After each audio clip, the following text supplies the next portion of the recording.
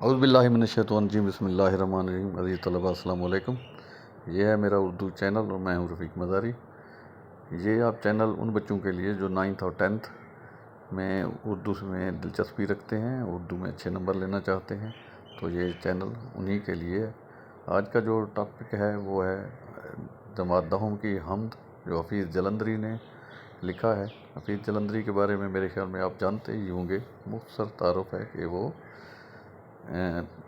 कौमी तराना का खालिक है, और सबसे बड़ी बात कि उन्होंने बहुत सारी नज़में लिखी हैं, जिनमें शाहनामा इस्लाम उसका बहुत मशहूर है।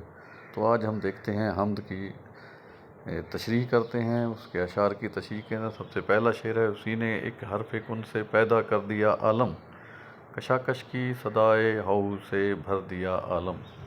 ये शेर अल्लाह ताला की सिफत तख्लीक को बयान करता है और इसकी लामहदूद कुदरत का मज़हर है।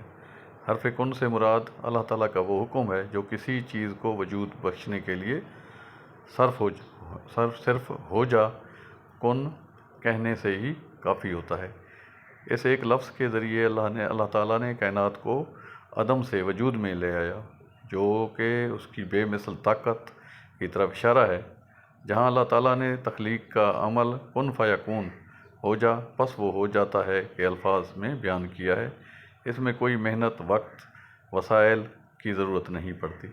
बस एक इरादा और एक लफ्ज़ सब कुछ तख्लीक हो जाता है। दूसरा शेर है, जिस तरह कशाकश की सदाए हाउ से भर दिया आलम। ये शेर कायनात में जारी कशमकश, हरकत और सरगर्मियों को बयान करता है।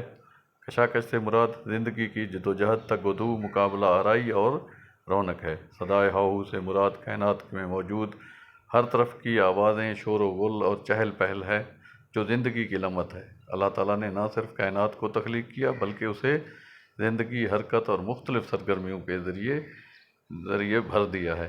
ये हमद का पहला शेर है। उम्मीद है इसकी तशरीह आपको पसंद आएगी। अब देखते हैं कि दूसरे शेर की तशरीह।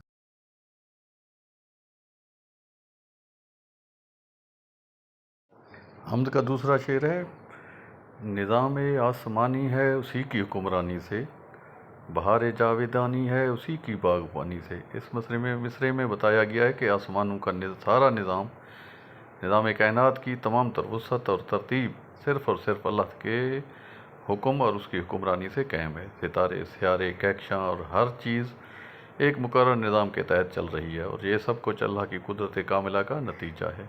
यानी कायनात का कोई भी ज़रा उसकी हुक्मरानी से बाहर नहीं है।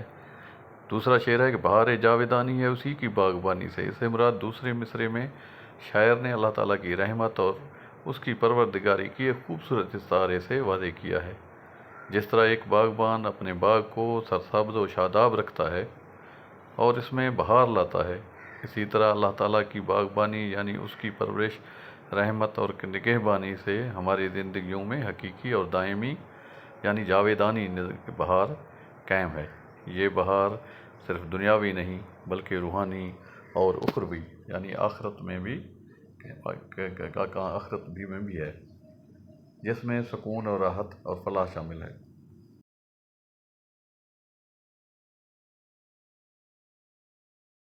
ज़मीं पर जलवा आ रहा है मज़ाहिर उसकी कुदरत के, बिछाए हैं उसी दाता ने दस्तरखान नेमत के।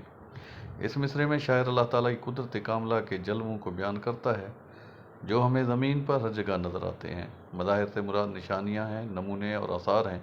यानी ज़मीन पर हर ज़रा, हर मखलूक, हर कुदरती नज़ारा अल्लाह ताला की बेमिसाल कुदरत का सबूत है। चाहे वो सरसब्ज़ पहाड़ हों, बहते दरिया हों, मुख्तलिफ़ अनवा अक़साम की नबातात हों, रंग बिरंगे फूल हों, हैवानात हों, या इंसान की अपनी तख्लीक हो, ये सब अल्लाह ताला की तख्लीक की सलाहियतों, उसके नज़्म व ज़ब्त और उसकी हिकमत की अक्कासी करते हैं। बिछाए हैं उसी दाता ने दस्तरखान नेमत से मुराद ये है कि ये मिसरा अल्लाह ताला की सिफत रज़ाकियत को बयान करता है। उसका मतलब यह है कि अल्लाह ताला ने ज़मीन पर इंसानों को और दीगर मखलूक़ात के लिए बेशुमार नेमतें पैदा की हैं, जिनसे वो फ़ायदा उठा सकें। ये नेमतें सिर्फ खाने पीने तक महदूद नहीं, बल्कि ज़िंदगी के हर वो आसाइश और ज़रूरत जो अल्लाह ने अपने बंदों के लिए मुहैया किया है। खुलासा ये है कि ये शेर अल्लाह की कुदरत कामला, उसकी लाजवाल रज़ाकियत का एक हसीन मुरक्का है।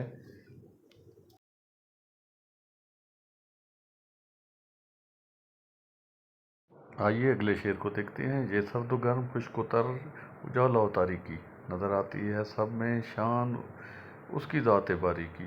یہ شعر اللہ تعالیٰ کی وحدانیت اور اس کی بڑائی کو نہایت خوبصورتی سے بیان کرتا ہے، یعنی یہ کہ اللہ تعالیٰ کی ذات کائنات کے ہر شے پر جلوہ گر ہے۔ اس مصرعے میں شاعر نے کائنات کے متضاد مگر لازم و ملزوم عناصر کا ذکر کیا ہے۔ سب سے پہلے دیکھیں سرد و گرم، یہ درجہ حرارت کے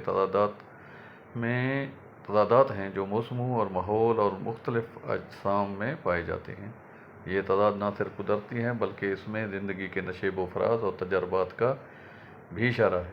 کبھی انسان، کبھی آسانی تو کبھی مشکل۔ خشک و تر، یہ پانی کی موجودگی عدم موجودگی کو ظاہر کرتا ہے، جیسے صحرا اور سمندر یا زمین کی مٹی کی حالت۔ یہ تضادات کا حصہ ہے جو زندگی کے توازن کو قائم رکھتے ہیں۔ اجالا و تاریکی، یہ روشنی اور اندھیرے کا تضاد ہے جو دن اور رات کی شکل میں ظاہر ہوتا ہے، اور یہ علم و جہالت، امید و نا امیدی کے استارے بھی ہو سکتے ہیں۔ ان تمام تضادات کا ذکر کر کے شاعر یہ بتانا چاہتا ہے کہ یہ سب اللہ کی قدرت کے مظاہر ہیں، یعنی ان کے نمونے ہیں۔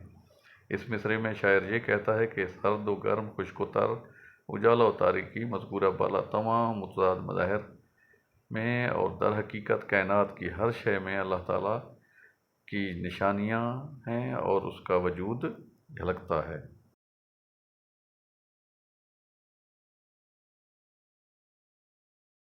اس شعر کو دیکھیں، وہی کائنات، اس کی مخلوقات کا خالق، نباتات و جمادات اور حیوانات کا خالق۔ اس مصرعے میں بتایا گیا ہے کہ پوری کائنات یعنی انسان، آسمان و زمین، ستارے، کہکشاں اور جو کچھ بھی اس وسیع و عریض نظام میں موجود ہے، یہ سب کا بنانے والا اور پیدا کرنے والا صرف اور صرف اللہ تعالیٰ کی ذات ہے۔ اس کے علاوہ اس کائنات میں موجود تمام مخلوقات، انسان، جنات، فرشتے اور ہر قسم کی جاندار و بے جان چیز، ان سب کا خالق بھی وہی اکیلا اللہ تعالیٰ ہی ہے۔ نباتات، جمادات اور حیوانات کا خالق۔ دوسرے مصرعے میں مزید تفصیل سے اللہ کی تخلیقی قدرت کا ذکر کیا گیا ہے۔ اس میں 3 اہم زمینی اقسام کا حوالہ دیا گیا ہے۔ نباتات یعنی تمام قسم کے پودے، درخت، پھول اور سبزیاں، وہ سب جو زمین سے اگتے ہیں اور زندگی کی نشو و نما کرتے ہیں۔ جمادات یعنی بے جان چیزیں جیسے پہاڑ، پتھر، معدنیات، مٹی اور پانی، وہ چیزیں جن میں ظاہری طور پر زندگی نہیں ہوتی لیکن وہ کائنات کا حصہ ہیں۔ حیوانات یعنی تمام قسم کے جاندار، خواہ وہ خشکی پر ہوں، پانی میں ہوں یا ہوا میں، جانور، پرندے، مچھلیاں اور کیڑے مکوڑے۔ یہ مصرعہ اس بات پر زور دیتا ہے کہ کائنات میں موجود ہر چیز، خواہ وہ جاندار ہے یا بے جان، متحرک ہے یا ساکن، اللہ تعالیٰ کی تخلیق کا حصہ ہے۔ بشر کو فطرت اسلام پر پیدا کیا جس نے، محمد مصطفیٰ کے نام پر شیدا کیا جس نے۔ یہ مصرعہ اس قرآنی حقیقت کی طرف اشارہ کرتا ہے کہ اللہ تعالیٰ نے ہر انسان کو پیدائشی طور پر اسلام کی فطرت پر پیدا کیا ہے۔ اس کا مطلب ہے کہ انسان کی روح اور حق کو قبول کرنے، خالق کو پہچاننے اور اس کے احکامات کو سامنے سر جھکانے کی صلاحیت عطا کی گئی ہے۔ محمد مصطفیٰ کے نام پر شیدا کیا جس نے، اس مصرعہ میں بتایا گیا ہے کہ اللہ تعالیٰ نے انسان کے دل میں نبی اکرم صلی اللہ علیہ وسلم کی محبت اور ان سے عقیدت کی بنیاد پر بھی رکھی ہے۔ شیدا کیا گیا کا مطلب ہے کہ فریضہ کیا ہے، عاشق بنایا ہے۔ یہ اس بات کی طرف اشارہ ہے کہ آپ کی سیرت، اخلاق اور تعلیمات ایسی ہیں کہ جو کوئی بھی انہیں جانتا ہے وہ آپ سے محبت کرنے لگتا ہے، اور یہ محبت بھی اللہ تعالیٰ کی عطا کرتا ہے۔ تو یہ عزیز طلبہ، ایک تشریح تھی، ایک کوشش تھی، امید ہے آپ کو پسند آیا ہوگا۔